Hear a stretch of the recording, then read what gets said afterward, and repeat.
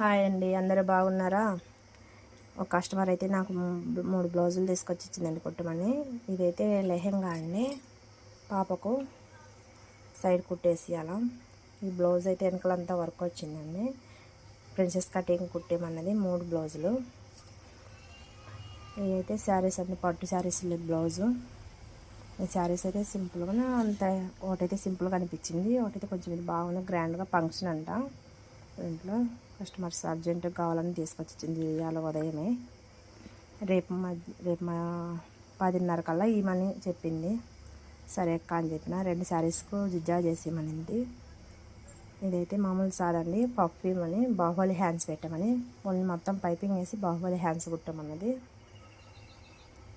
ఇదైతే వెనకాల వర్క్ వచ్చిందండి, ఒక మగ్గం వర్క్లో టైప్లో వచ్చింది, కంప్యూటర్ వర్క్ ఇచ్చారు.